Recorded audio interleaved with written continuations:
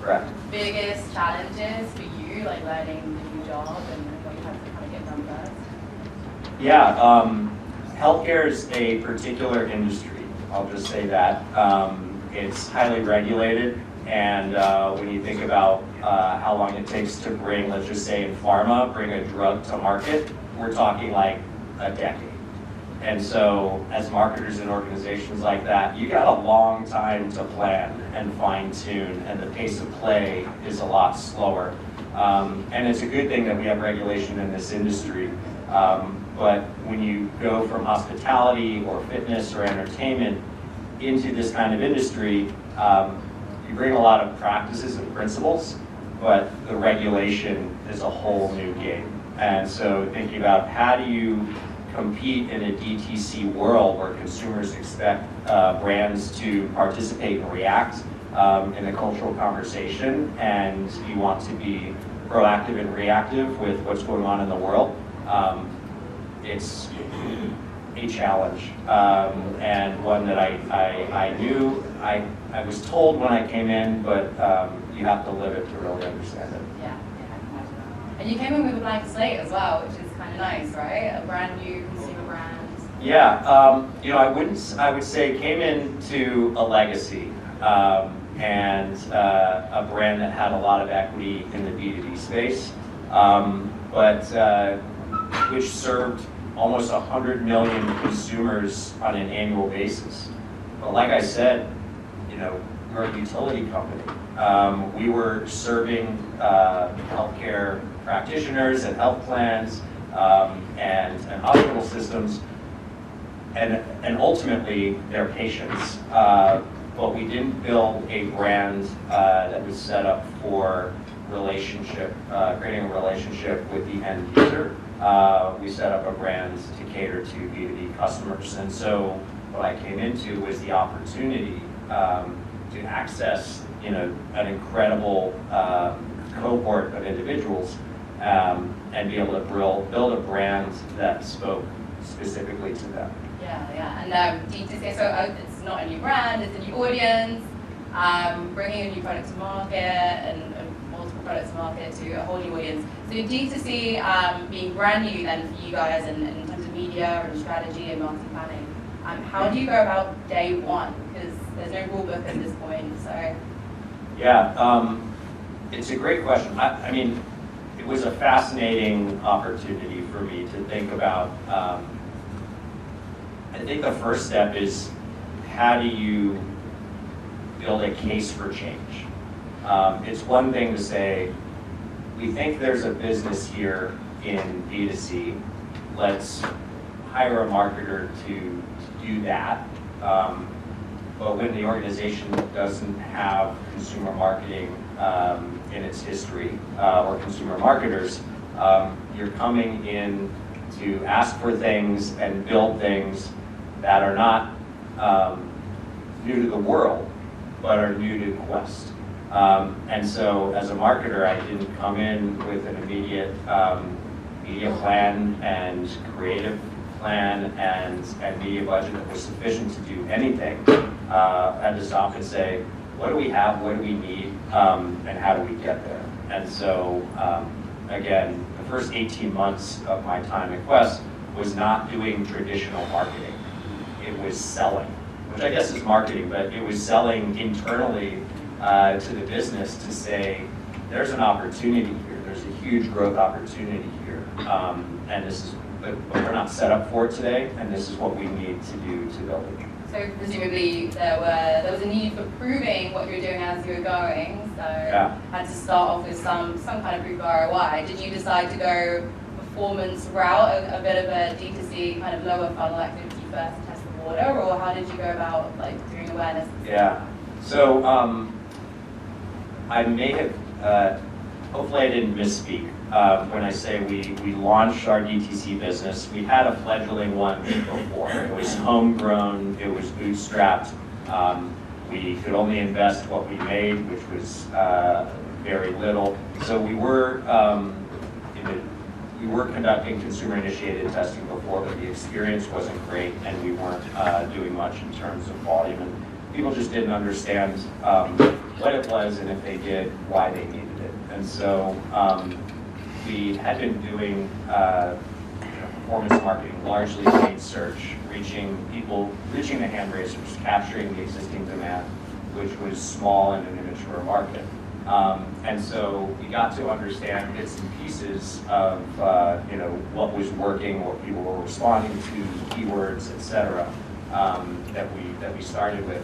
And as we determined that we needed to make a real quantum leap to a whole different package and experience and stack, we had to move and think differently about the business. But yes, we started in the lower part of the funnel, reaching the hand raisers, but realized when we saw what the opportunity was and what the growth trajectory needed to be, that we couldn't stay in performance marketing, that we needed to take a full funnel approach and, whilst capturing demand that existed today, go out and create demand and do brand building work as well. So you made the point, you got the proof, and now you're ready to go, and you've got a bit of a bigger budget. Yeah. How do you go about choosing third-party, external resources? How do you kind of work out what your first needs are? Yeah, it's a great question. I had this mindset of building an agency stack. I knew what we needed, but we didn't have the expertise in-house to do all of those things. So we talked about agency rosters forever.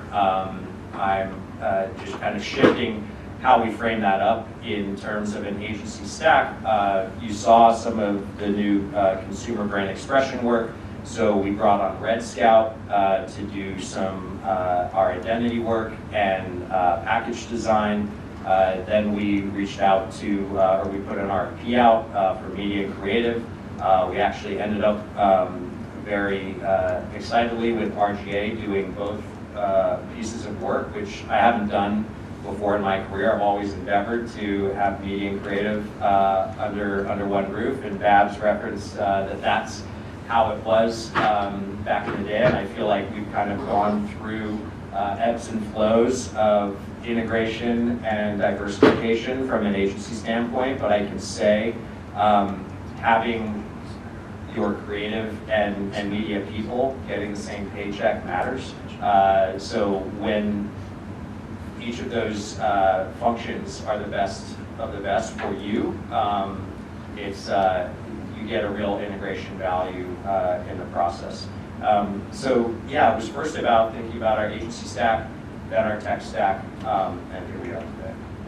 No, so you're finding you're mainly seeing benefits from having media and creative in-house, or under one roof, sorry? Yeah, we are. It's just, I mean, when you get down to the human level, knowing one another, ultimately having those individuals report up to a single executive team, those things matter, and we develop an integrated agency team like a lot of you have, where those agencies, there are other agencies that aren't in that shop, and so it's a big effort to coordinate all of those functions.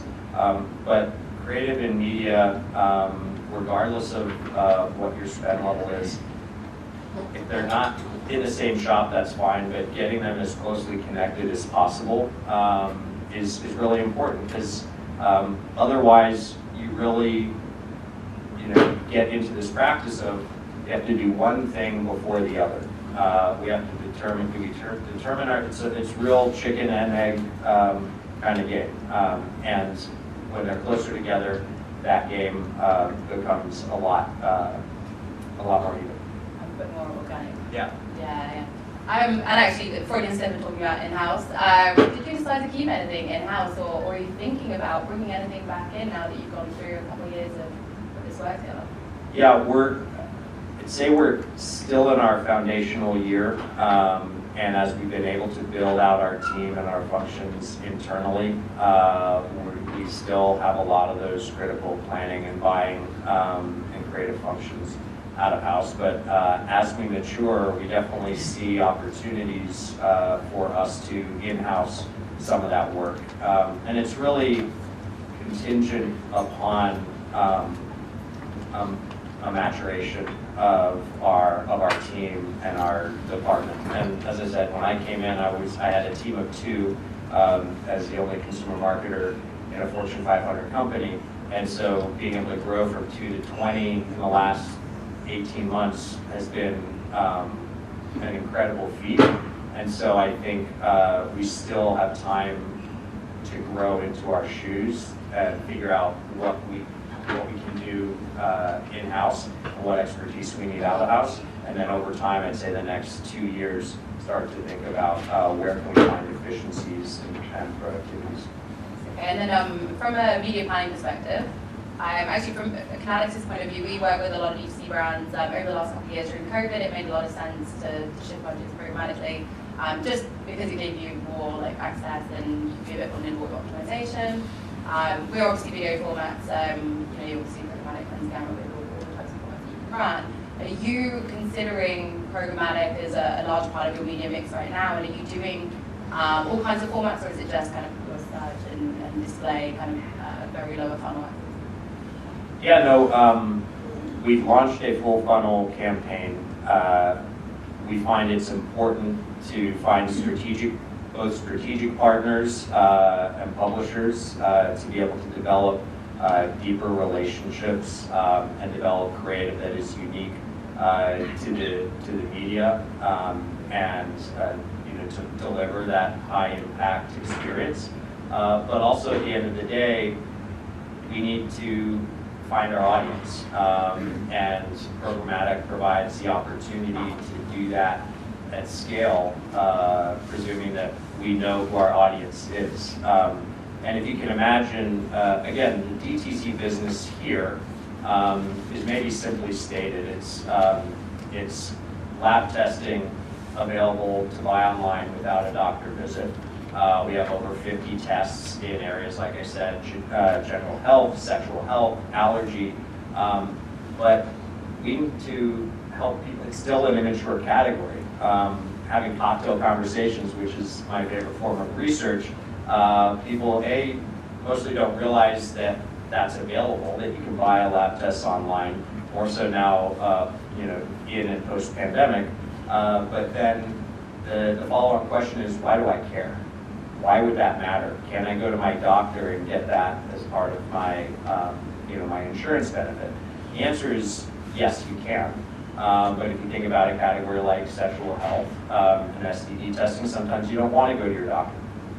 If an allergist is going to take 3 or 4 months to see, and you want to get answers to questions you have about your health, this can be a faster option to know more, and we know knowing feels better. So, yeah.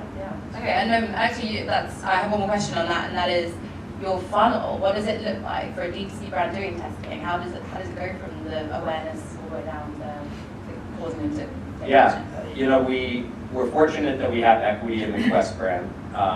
That it's been around for a while, but people perceive it as a particular thing. And one thing we're finding is, oh yeah, I get a bill from Quest.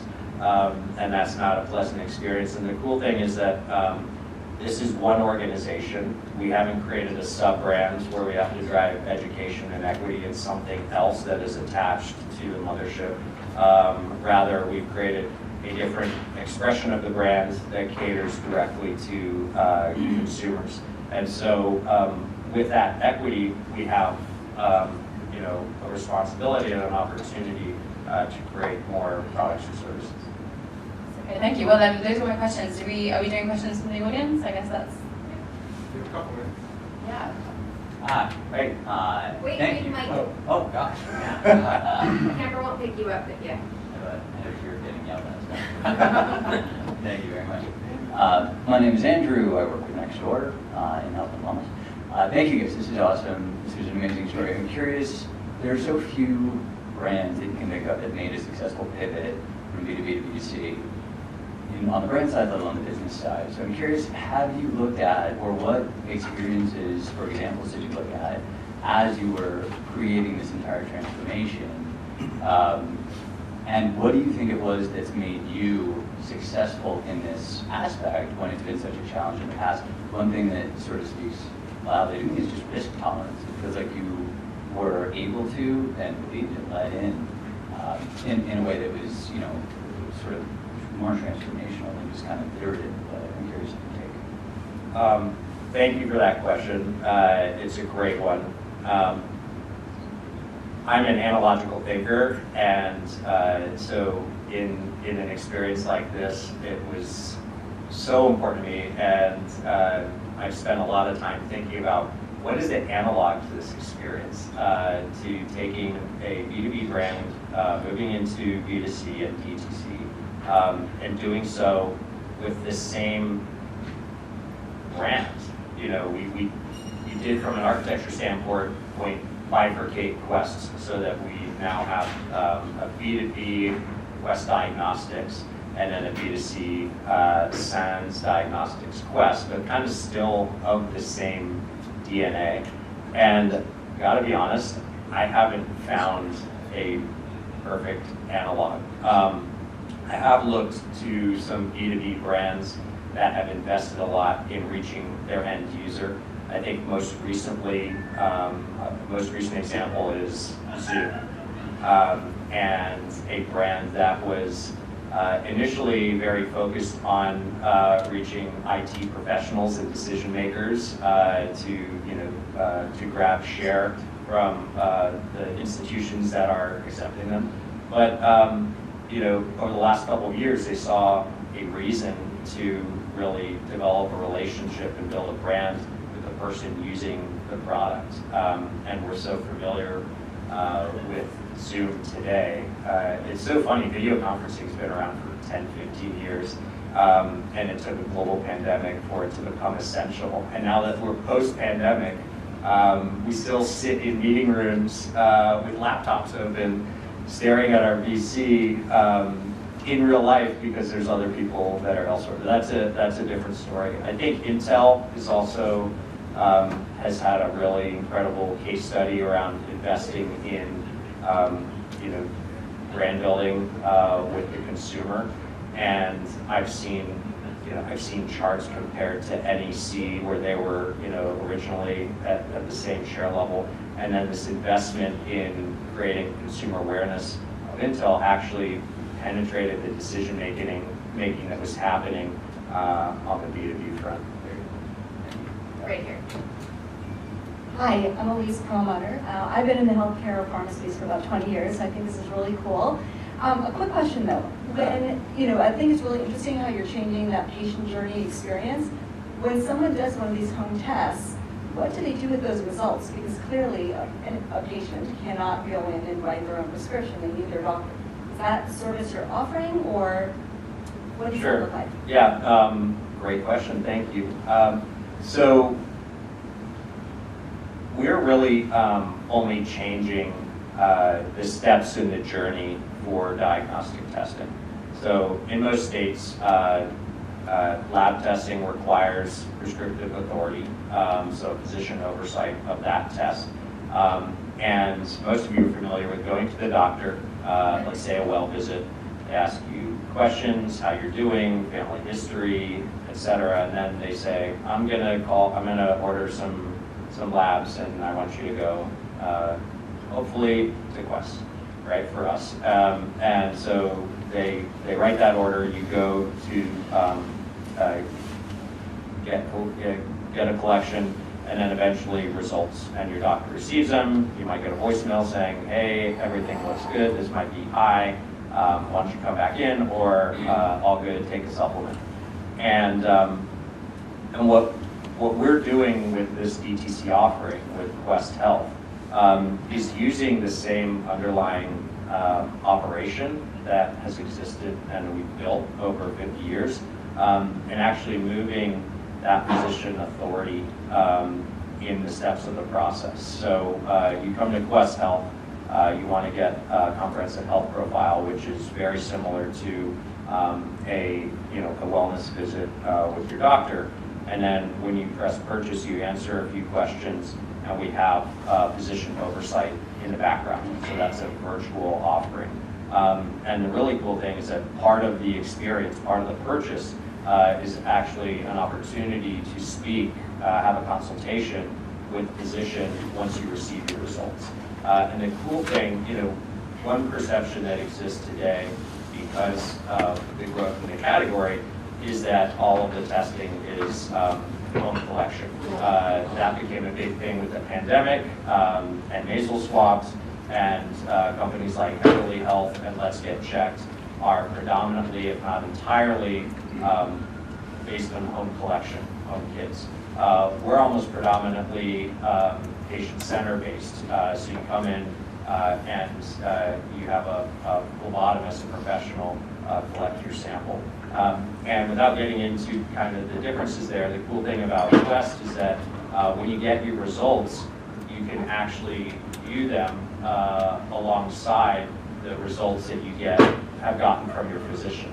So you start to see these longitudinal data points, and for the past 10 years, be able to see results that your physician requested in that period of time, and then you have the agency and opportunity to add to that human health data.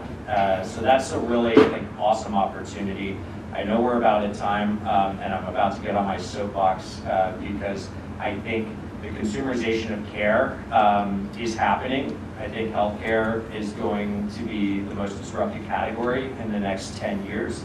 It's going to benefit us as individuals. The cross-section of health and technology is going to enable that.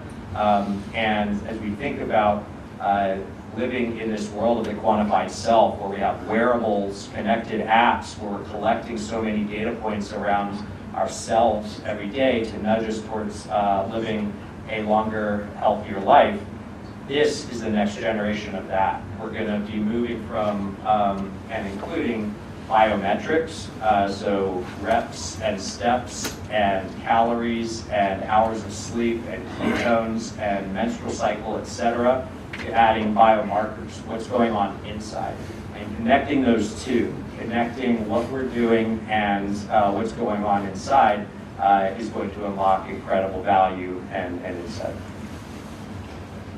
All right, well, we're supposed to have no more questions, but the CEO wants to ask a question, so. Ryan, well, first of all, congratulations. I had no idea what you've been up to. Thank you. It's pretty amazing. I mean, the rebranding, when I walked in, I saw the green hoodie, and I'm like, okay. Now it's all coming together. Congrats on that. Thank you. And you kind of shared just a little bit about the outdoor campaign, TV spots. Since we are at a media buying summit, could you just share a little bit of light on media investment? Yes, so actual dollars not disclosed, but Q4 will be our largest media investment in the history of the company, which is great. We were able to go from, as I mentioned, pure performance to full funnel. And again, we've told the street we're going to do $250 million in revenue by 2025. We're not halfway there. And the only way to drive that growth is by filling the top of the funnel and really perfecting the bottom of the funnel and creating an end-to-end experience that is best in class and stands up against the best of the best in DTC outside of healthcare. But we're here to do it. We've got the investment and the buy-in from the organization. So it's exciting times, and I'll just leave you with the idea that so often we are seen as marketers as the soft side of the business. Often in tough times, the first area to be cut. And the more that we can do to educate our leadership that marketing is not a cost center, but in fact, a growth driver. When done right, the best growth driver. That's what I would encourage and empower you all to do. It's what I'm spending every day thinking more and more about. Great, thank you. Thank you, Ryan.